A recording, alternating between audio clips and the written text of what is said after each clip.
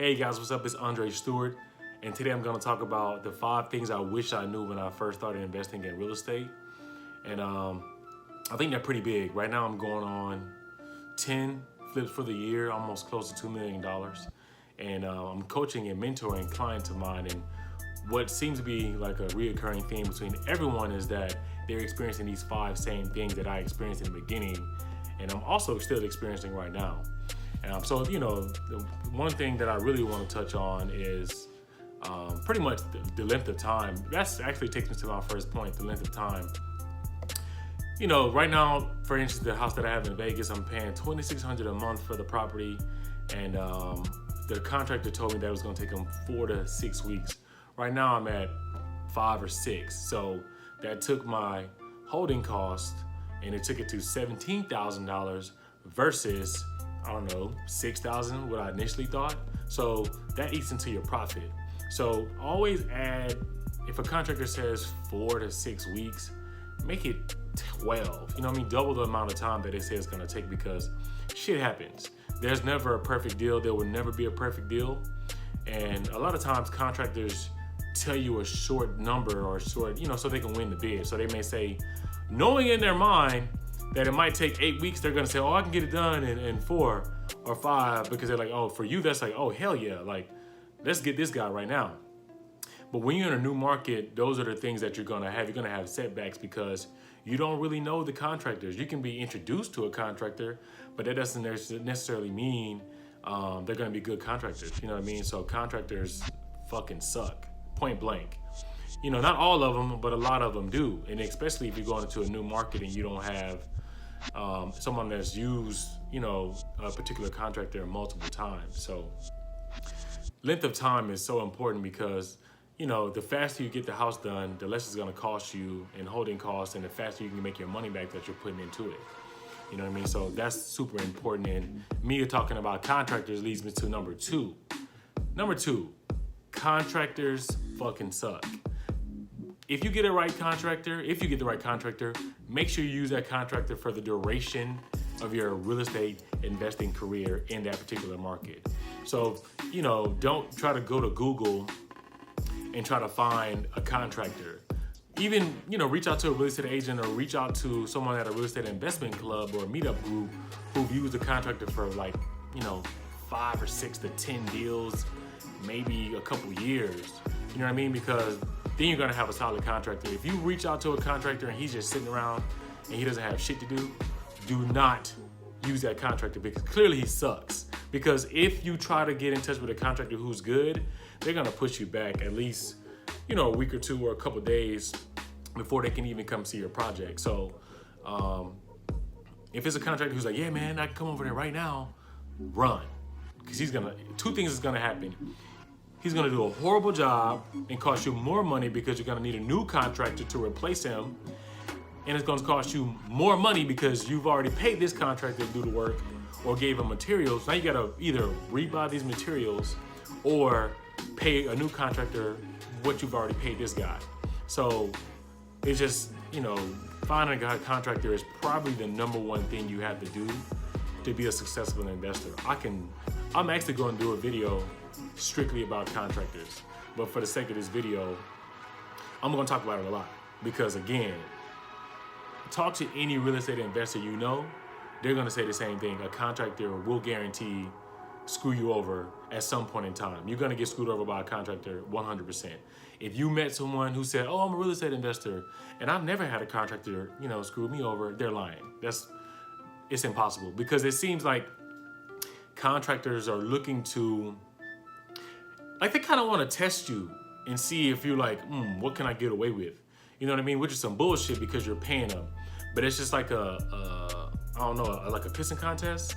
You know, for instance, we had a contractor in South Carolina on one of our flips, and he took 10 grand from us. You know what I mean? So, you know, one of the project managers was managing the deal. And so he had a job, so he didn't really have time to go over to the house like he should have been going.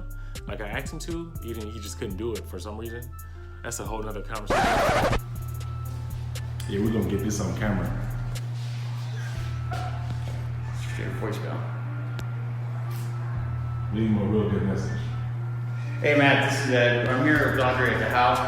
Andre's trying to figure out how the granite's not installed, the bathrooms aren't finished.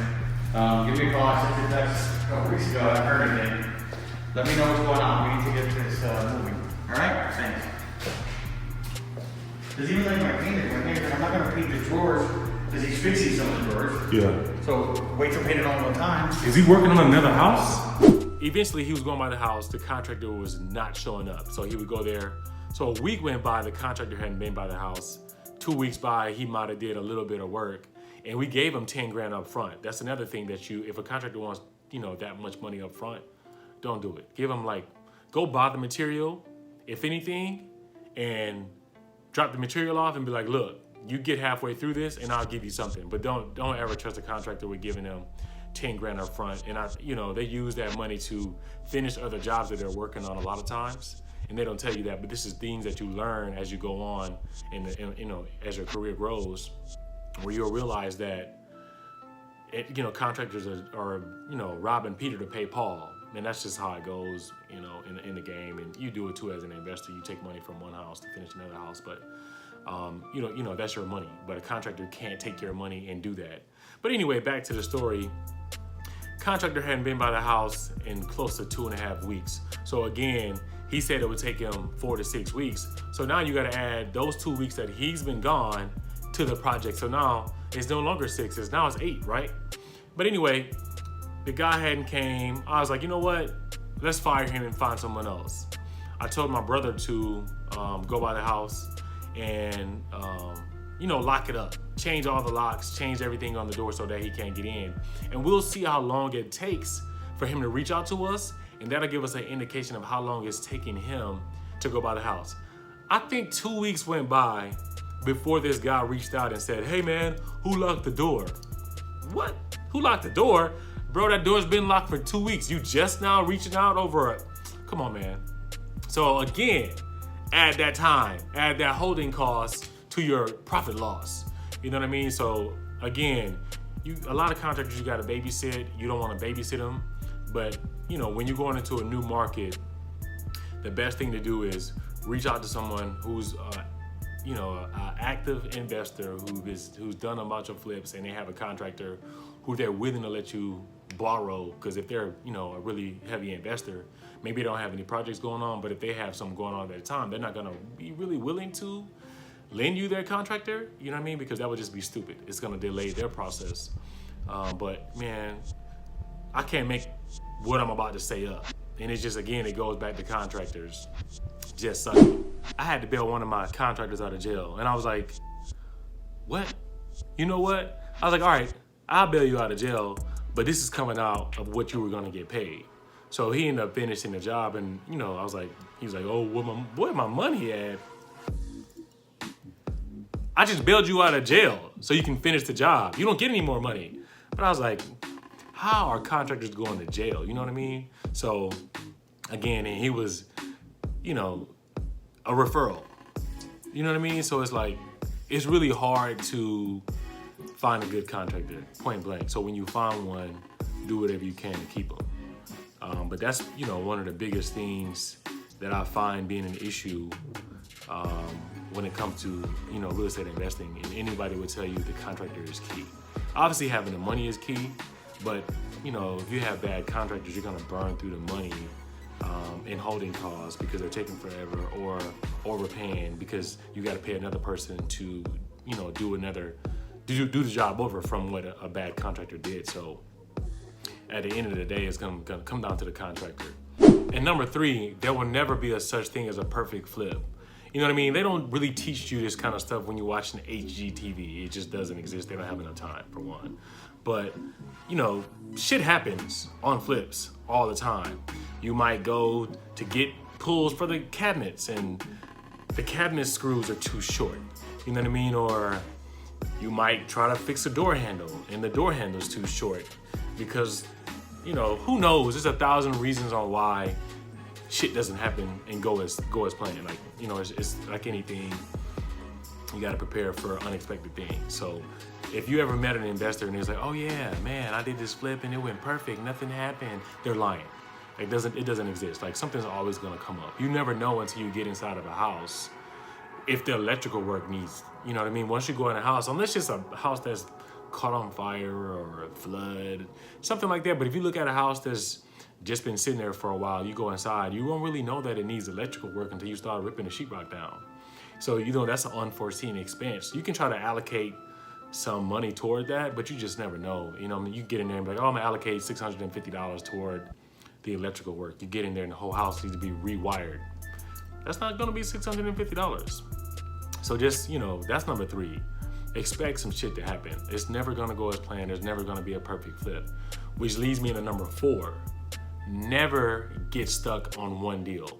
If you have multiple houses, don't get stuck on one deal or one house. You know what I mean? So if the house is turning into a shit flip or a flop, you know what you wanna call it? Don't be like, oh my God, what am I gonna do? I gotta get money. Don't even worry about it. Don't panic. You know what I mean? If you got other deals going on, keep sourcing, keep trying to find more deals, keep working. And while you're trying to figure out what's going on with this one flip, you're still sourcing deals, you're still sourcing investors, you're still doing things that are gonna keep the business moving. We got into a situation where we had a house in Augusta and we got stuck because we ran out of funds for this particular house and we were trying to figure out where to pull money from. So we had money on another flip and I'm like, look here, man, we're not gonna take money from a new flip to try to put into this existing flip to finish it out because that's gonna throw this one off schedule. This one's already off schedule by like 3 or 4 months, so fuck it.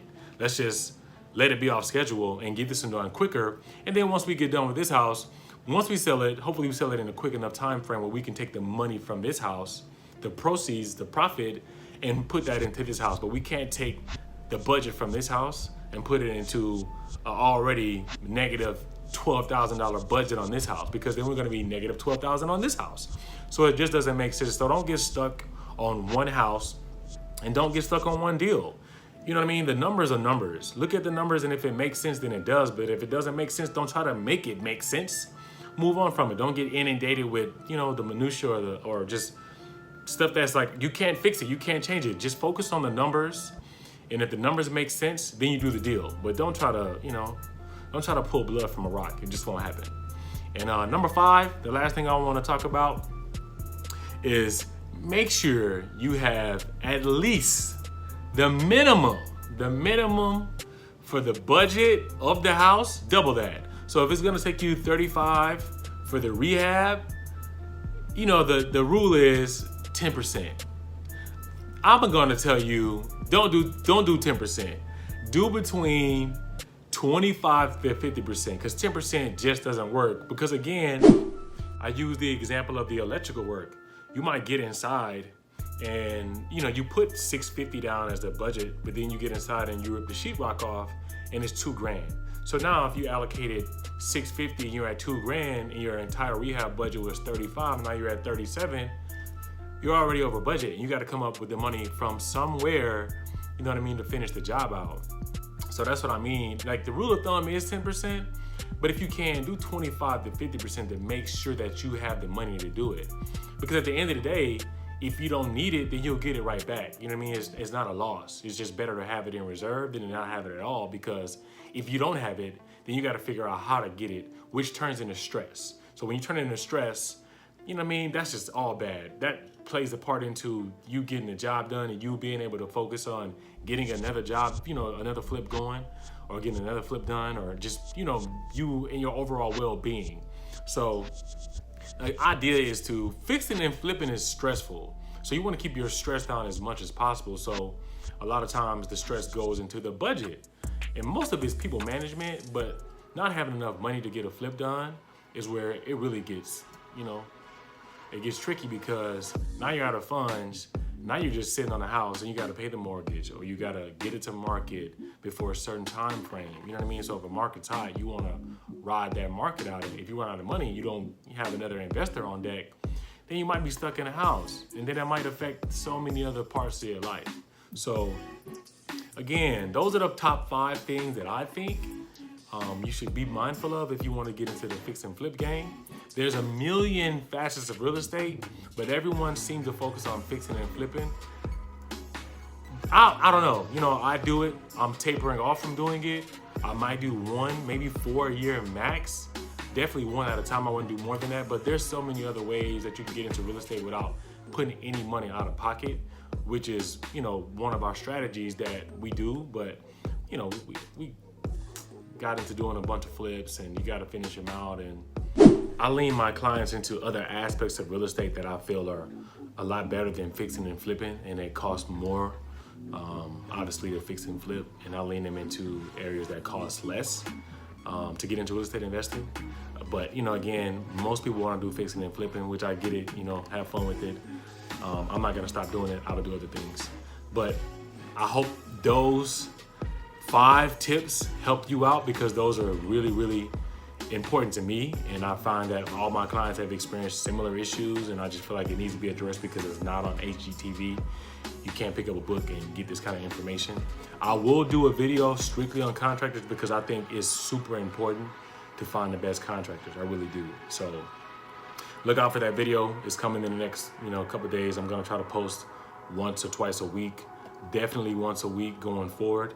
Been a little busy. Obviously, like I said, I've done, you know, up to 10 flips this year, so super time consuming. I'm cutting it down to probably 2 or 3, 4, maybe 4 max in the year of 2020. So, you know, in between now and then, I'm gonna post maybe up to 5 or 6 more videos, but the next one will definitely be about contractors. But I hope this was helpful, and I'll see you guys on the next video. Peace.